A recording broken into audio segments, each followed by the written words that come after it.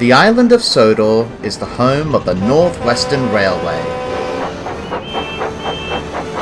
with engines of all shapes and sizes, working hard to deliver goods and passengers to their destinations. There are branch lines that run along the coast of the island, serving the docks, the fishing villages, and the seaside towns. There are branch lines that run to the farms, quarries, and ancient castles of the island's heartland. And there is the main line, which runs all the way from Knapford on the west coast of the island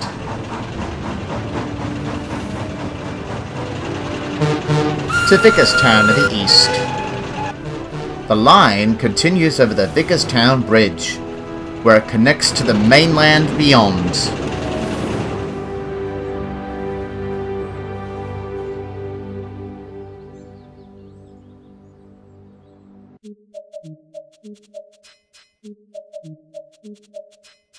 The Earl's coffee pot. Real Glynn and Replica Glynn had just gotten along after meeting each other the day before. The Real Glynn was telling stories about his heyday, but there was one story that Replica Glynn was particularly curious about. But how could he possibly escape the cottage torch? Everyone thought you'd been scrapped. Oh, let me tell you the most interesting story of all, he mused with a yawn. The other engines were all at attention, ready to listen. But it's a long one. Perhaps another time. But there might not be another time. You might be back to work at the castle before long, and I'll be stuck here always wondering. Glynn chuckled and looked up at the night sky. With a small sigh, he opened his mind to a time long, long ago. All right then, he began. It all started just after... Hold on a minute, came a shout, and who should appear but Sir Robert Norrenby himself. Sir Robert! Both engines were very surprised. I'm sorry, sir. Were we talking too loudly? Not at all, chaps. I was just about to head home when I overheard your conversation, and thought I'd come and help Glynn tell his story. Glynn is a very wise engine, but he doesn't know everything. I can fill in the extra bits. Glynn smirked. We'll see about that.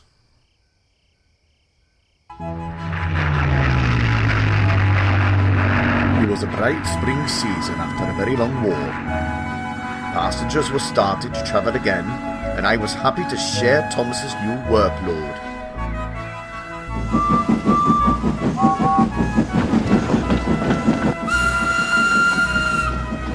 I remember one day that I saw a child and his mother on the platform looking very upset.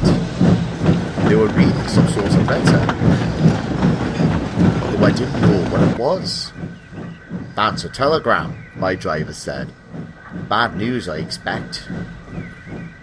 He quickly went over to check on them, and the mother explained that the telegram was from the army a few years back.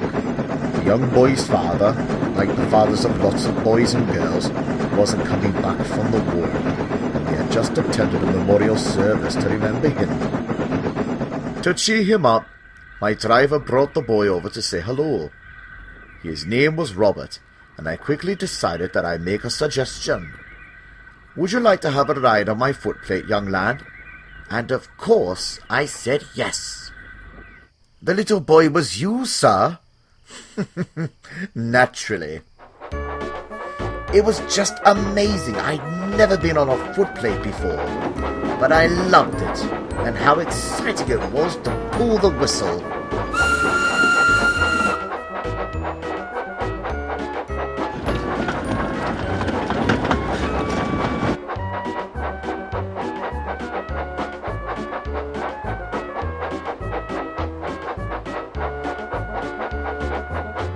I was simply elated by the time we reached the top station. Right then and there, I knew that I wanted to spend my life around the railway. And he was as good as his word. What a surprise it was to see him a few days later. The Fat Controller, the original one that is, had heard from my driver about how well Sir Robert had done the footplate. He was more than happy to write him a recommendation to have him help out on the railway for the day. "They've got me starting out as a cleaner," I remember him saying. "But then I might go on to be a guard or a fireman. Perhaps I could even be your driver one day." I thought that was a nice idea, but perhaps a bit far-fetched for the time. One might say I was a little overexcited. Steady now. Steady.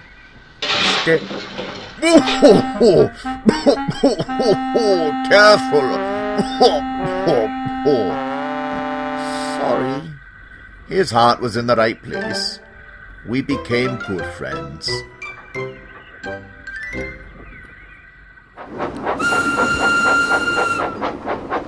I don't think that Sir Robert realised how old an engine I was.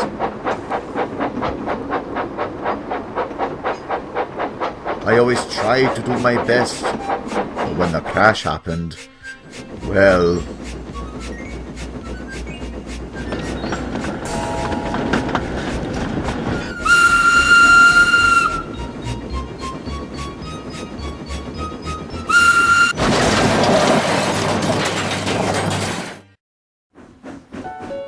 I knew that the writing was on the wall.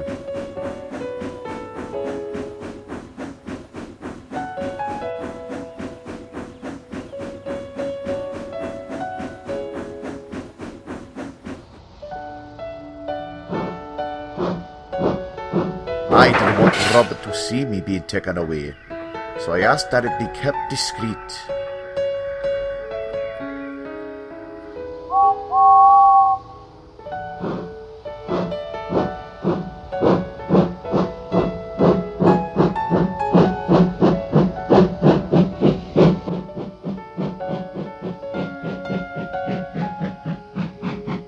But you did realise, didn't you, sir? Of course, Glynn. It wasn't long before I went to Sir Topham Hatt. He explained about Glynn and how the railway board had decided to have him sent for scrap. He was truly sorry about it, but explained that it was out of his hands. I couldn't understand it. I refused to. So you both thought that was... Indeed.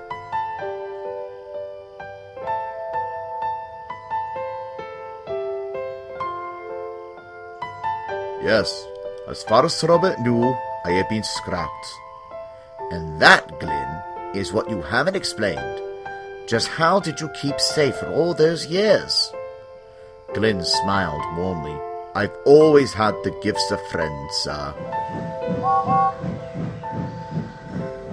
No engine wants to see another scrapped. When James heard he was to take me away, he made a plan.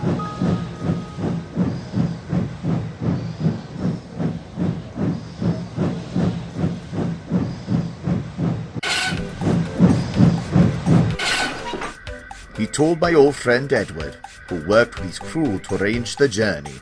They couldn't stop me being sent for a scrap, but they could change where.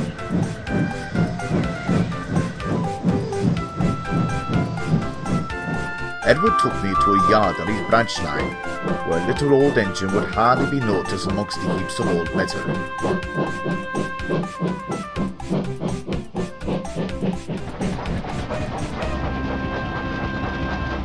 Edward had saved an engine from this yard before who worked nearby. He was always around to keep me company and make sure I'd be safe. Edward was certain that, like Trevor, someone would come to rescue me.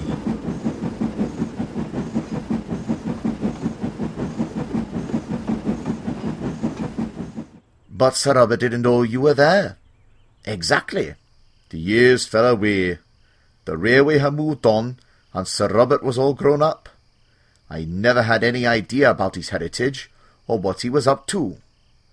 Norrenby was quick to explain. It was just about this time that I had begun to start work on the castle. You see,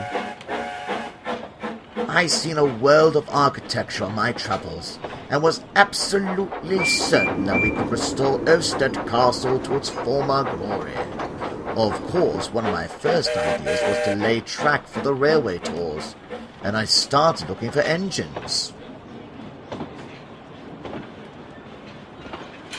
I had no idea about any of that. I thought I'd be forgotten after sitting there for however many years. It was a particularly cold winter when Trevor was shut away, and I hadn't anyone to talk to. No one was there to realize that my time had come.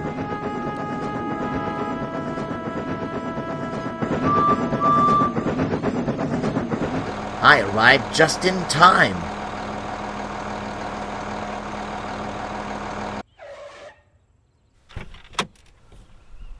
That won't be necessary, thank you.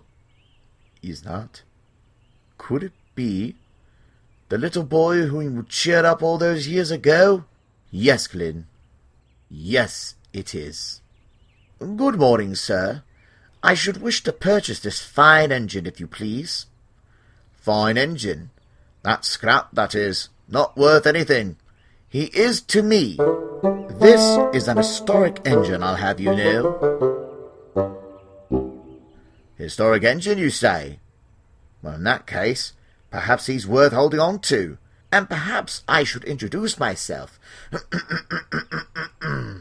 Sir Robert Norrenby, Earl of Sodor. I own a castle.